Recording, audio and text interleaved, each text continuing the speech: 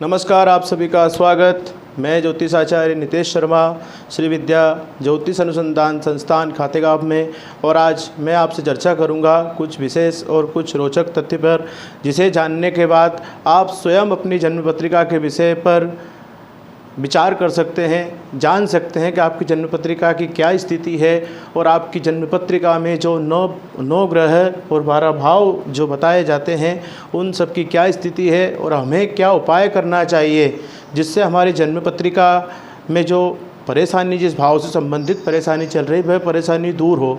तो ऐसे ही कुछ रोचक तथ्य आपके समक्ष में यहाँ से प्रस्तुत करूँगा। सबसे पहले हम बात करेंगे जन्म पत्रिका की। हमारी जन्म पत्रिका को ज्योतिषी मत से कैसा देखा जाता है, ज्योतिषी कैसे देखते हैं, किन भावों से, किन चीज़ों पर, किन वस्तुओं पर विचार किया जाता है, इन सब विषयों पे आज आपके समक्ष कुछ विशेष चर्चा में यहाँ से प्रस्तुत करूँगा। तो यहाँ पर मैंने एक जो जन्म पत्रिका का एक चार्ट बनाया गया है, मेष लग्न की जन्म पत्रिका का एक चार्ट बनाया गया है। तो यहाँ से हम सबसे पहले बात करेंगे द्वादश भाव की।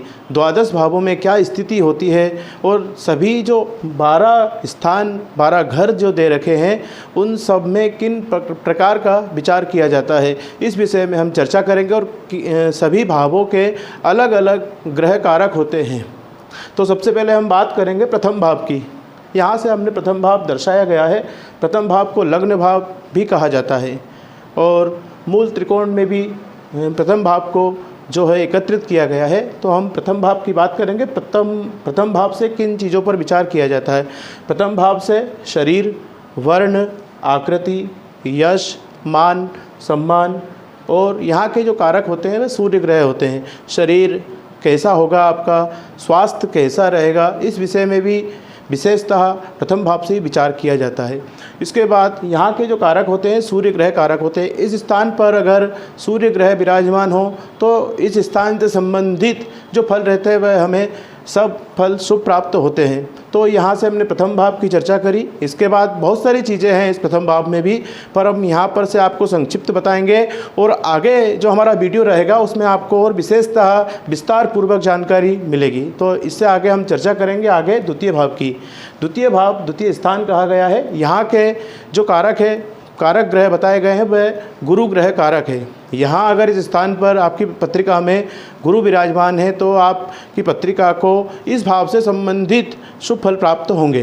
द्वितीय भाव से विशेषतः नेत्र का विचार किया जाता है। आपके नेत्र कैसे होंगे ये द्वितीय भाव के ग्रह से संबंध में देखा जाता है। आपकी द्वितीय भाव में अगर कोई शुभ ग्रह बैठा हुआ है और कोई पाप ग्रह बैठा है तो दोनों की स्थिति अलग अलग हो जाएगी। तो यहाँ से द्वितीय भाव से हम बात करेंगे नेत्र, वाणी, विद्या।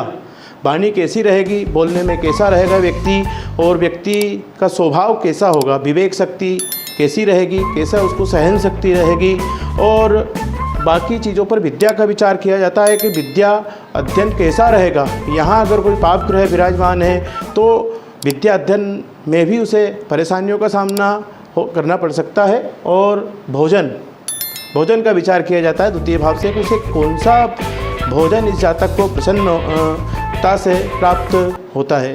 विशेषतः इसको कौन सा भोजन जो है पसंद है या ना पसंद है, इस विषय में भी द्वितीय भाव से विचार किया जाता है। और यहाँ के कारक ग्रह है गुरु। गुरु ग्रह इस घर में है। यहाँ अगर गुरु ग्रह की दृष्टि भी अगर है तो आपको इस भाव से संबंधित शुभ फल प्राप्त होंगे। यहाँ से हम आगे चर्चा करेंगे तृतीय भाव की। तृतीय भाव जो रहता है भाई बहन का सुख, अभिरुचि, पराक्रम, नौकर सुख, दुख, इन सब चीज़ों का कारक होता है। तृतीय भाव से इन चीज़ों पर विचार किया जाता है। यहाँ का जो कारक ग्रह है वह मंगल है। मंगल ग्रह या विराजमान है तो इस भाव से संबंधित फल आपको शुभ फल प्राप्त होंगे। और आपको इस भाव से अगर शुभ फल प्राप्त नहीं हो रहे हैं तो आप समझिए इस भाव से जिन चीज़ों पर विचार किया जाता है, पराक्रम पे विचार किया जाता है, भाई बहन का सुख कैसा रहेगा उस विषय पे भी विचार किया जाता है। अगर ऐसी स्थिति बनी हुई है तो यहाँ के जो कारक है मंगल ग्रह, इनकी अगर यहाँ पर दृष्टि नहीं है, कोई पाप ग्रह यहाँ देख रहा है तो फिर ऐसे भाव में कमी आ सकती है। इससे आगे हम चर्चा करेंगे आपके चतुर्थ भाव की। चतुर्थ भाव विशेषतः विद्या, माता सुख और भी कई चीज़ों पर, वाहन सुख, भवन सुख भूमि सुख, इन चीज़ों पर विचार किया जाता है चतुर्थ भाव से। चतुर्थ भाव की जो स्थिति रहेगी वैसी ही स्थिति में आपको वाहन सुख मिलेगा, भूमि सुख मिलेगा, माता सुख मिलेगा और विद्या रहेगी आपकी। किस प्रकार की विद्या अध्ययन आप करना चाहते हैं, ये चतुर्थ भाव से विशेषता देखा जाएगा। भूमि से संबंधित कार्य आपके यहाँ मकान रहेगा या ना रहेगा, इस भाव की स्थिति पर ही क्लियर रहता है। ज़मीन है या नहीं है, वाहन है या नहीं है, वाहन का सुख प्राप्त हो रहा है या नहीं हो रहा है, या माता का सुख प्राप्त हो रहा है या नहीं हो रहा है, ये चतुर्थ भाव से विचार किया जाता है। इससे आगे हम चर्चा करेंगे पंचम भाव पर। पंचम भाव को विशेषतः बुद्धि, विवेक, सहन शक्ति और संतान सुख और इन चीज़ों पर विशेषतः देखा जाता है। प्रेम विवाह का भी कारक बताया गया है पंचम भाव। पंचम भाव का जो ग्रह है जिस स्थिति में होगा वैसा ही आपका वैवाहिक संबंध होगा। अगर पंचम भाव पर किसी खराब ग्रह की दृष्टि है तो प्रेम विवाह नहीं होगा, और अच्छे ग्रह की दृष्टि है प्रेम विवाह भी हो सकता है। शुक्र से संबंधित पंचम भाव बताया गया है। यहाँ का जो कारक है वह कारक ग्रह बताया गया है चंद्रमा।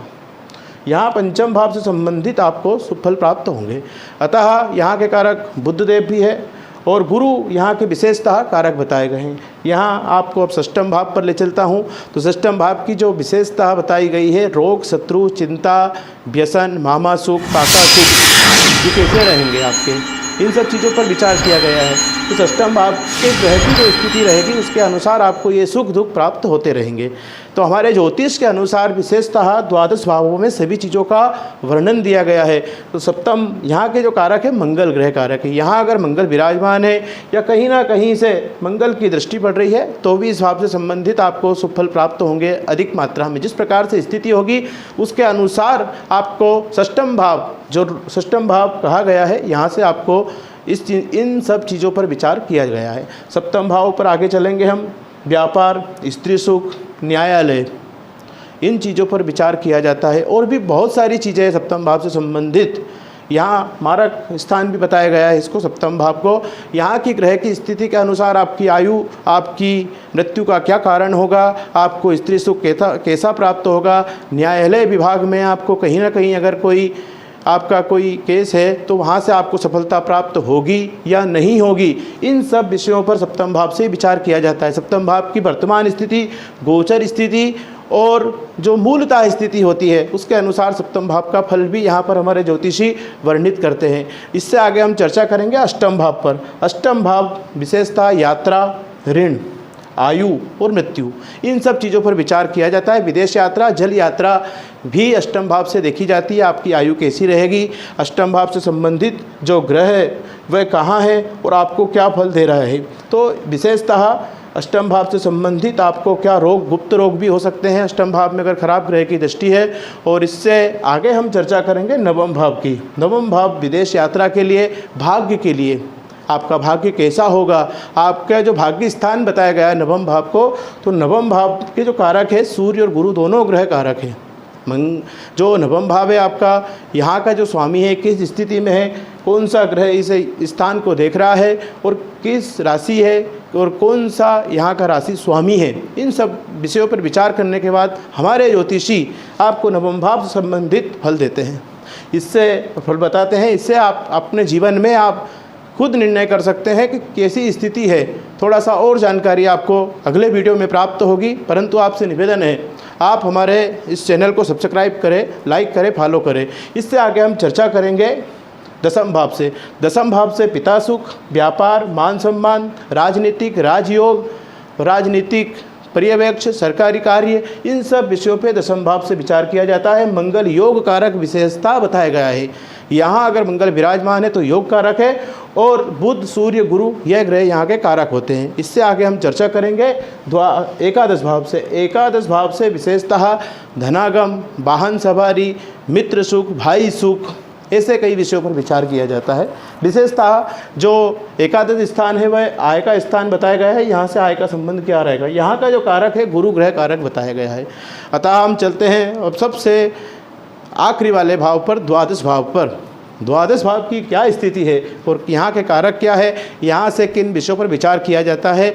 तो मित्रों, आपके समक्ष ये जो द्वादश भाव यहाँ पर दर्शाया गया है, द्वादश भाव में वाम नेत्र, इसके बाद व्यसन, दुराचन, जेल यात्रा, प्रताड़ना, लड़ाई झगड़ा इत्यादि जो दुराचार जितने भी करते हैं, जो लोग पाप करते हैं या पापी होते हैं या उनके हाथ से अधिकतर झगड़े हो जाते हैं या जेल यात्रा चले जाते हैं या न्यायालय में कई प्रकार की समस्याएं चलती रहती है, उनके जीवन में कहीं ना कहीं एक्सीडेंट इत्यादि जो भी समस्याएं उत्पन्न होती है वह द्वादश भाव से होती है। द्वादश भाव में जो ग्रह विराजमान है वह ग्रह कैसा है, विशेषतः सबसे मुख्य बात यह है, और यहाँ का कारक है शनि ग्रह। शनि यहाँ विराजमान है या फिर यहाँ पर शनि की कहीं से दृष्टि पड़ रही है तो भी आपको द्वादश भाव संबंधित शुभ फल प्राप्त होंगे। तो यहाँ से हमने द्वादश भाव का आपके समक्ष वर्णन करा, सभी द्वादश भावों का वर्णन करा, कौन से भाव से क्या फल प्राप्त होता है। तो यहाँ से आप अपनी जन्म पत्रिका के विषय में विचार कर सकते हैं। यहाँ किस पाप ग्रह की दृष्टि पड़ रही है, इस विषय में हम आगे आपसे अगले वीडियो में फिर चर्चा करेंगे। आज आपको हमने विशेषतः ये जानकारी दी कि हमारे ज्योतिष के अनुसार हमारे ज्योतिषी किन भावों से किन चीज़ों को देखते हैं और क्या विचार करते हैं, जिससे हमारे जीवन में सुख दुख को वह बताते हैं, वर्णित करते हैं, और फिर हम कुछ उपाय करते हैं। ज्योतिष संबंधित उपाय करने के बाद हमें क्या फल प्राप्त होता है वह सब भी हम जानते हैं। हमारे धर्म में, ज्योतिष धर्म में विशेषतः द्वादश भावों का और नवग्रहों का वर्णन है। इनसे ही विशेषतः हमारी जन्म पत्रिका के विषय में विचार किया जाता है। इनकी स्थिति क्या है, द्वादश भाव पर किस ग्रह की दृष्टि है, और जो नौ ग्रह बताए गए हैं वह नवग्रह किस स्थान पर विराजमान है और किनके साथ में है, शत्रु है, मित्र है। तो ऐसी ही स्थिति में हमारी जन्म पत्रिका पर हमारे भारतीय ज्योतिष में फलित ज्योतिष सिद्धांत का वर्णन किया गया है। यह जो सिद्धांत मैंने बताया है और यह जो सिद्धांत है यह मूलतः जो पत्रिका देखी जाती है, पत्रिका कैसे देखते हैं, यह हमने आपको बताया। तो नमस्कार मित्रों, जय श्री कृष्णा। अब मैं उम्मीद करता हूँ आपको मेरा यह वीडियो पसंद आए और लाइक करें, कमेंट जरूर करें कि मुझे आगे क्या करना है, आप क्या जानना चाहते हैं, तो मैं अगला वीडियो इस माध्यम पर बनाऊँ। आप हमारे चैनल को सब्सक्राइब करिए, जिससे मुझे आप तक ये जानकारी देने में आसानी होगी। तो आप सभी को नमस्कार, जय श्री कृष्णा।